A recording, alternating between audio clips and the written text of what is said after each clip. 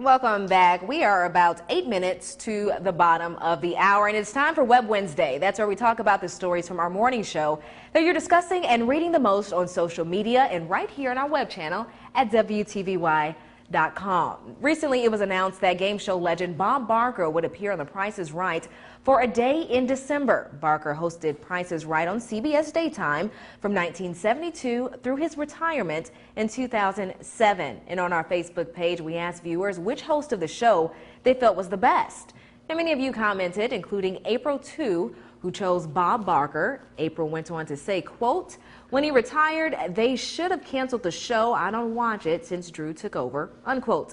Travis Adams likes both Drew and Bob, saying, quote, "They both have great qualities. I like how Drew has modernized the game, but I also liked how Bob only used American-made products." Michael McLean says Bob was the best, but adds, quote, "Dennis James was pretty good on the night version of the show. Only saw Bill Cullen hosted once." Now on to Paul for more Web Wednesday, but quick, Paul, who was your favorite host? Bob Barker, all the way. Especially after he beat up Happy Gilmore. That was cool. Every day this week, we're featuring towns and communities with unique names from the state of Georgia, and we'll have 2 more coming up later in the show. But on Monday, we told you about Jot 'em Down Store and the town of Santa Claus, and that led to a comment on the story from Santa Claus.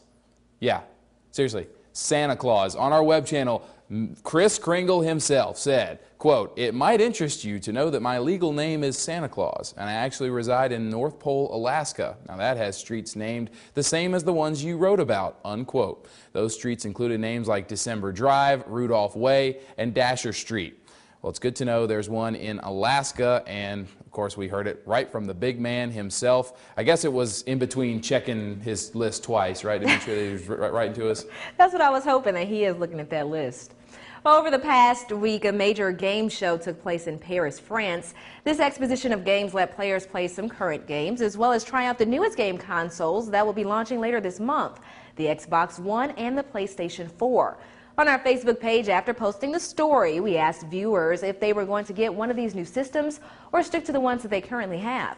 Jamie Brand says she has many game systems, from the GameCube to the Wii to her laptop and even her tablet.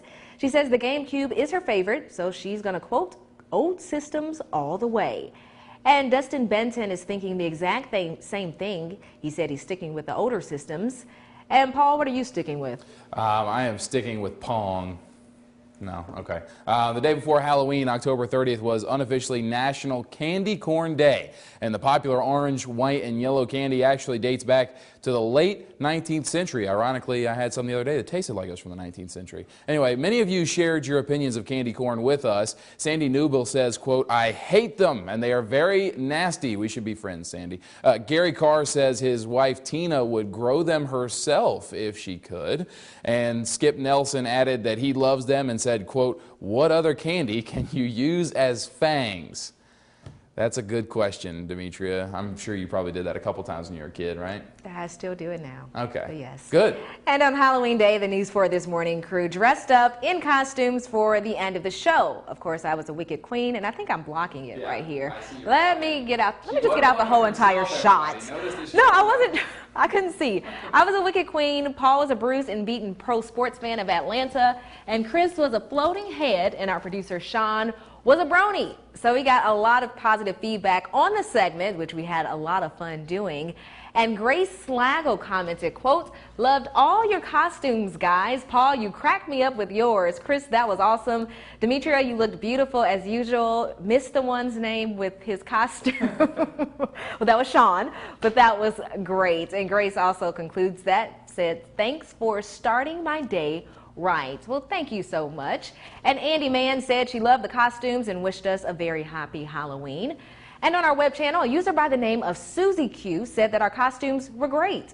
So we want to thank all of you for your feedback. And Paul, how can our other viewers read about these stories and more? Well, here's how, Demetria. You can just enjoy the morning show 24 hours a day, 7 days a week. Even in the evenings, just go to our web channel, WTVY.com, and under News, click on Morning Show. We have lots for you there. We'll share everything from local news to the interesting and unusual stories from around the world.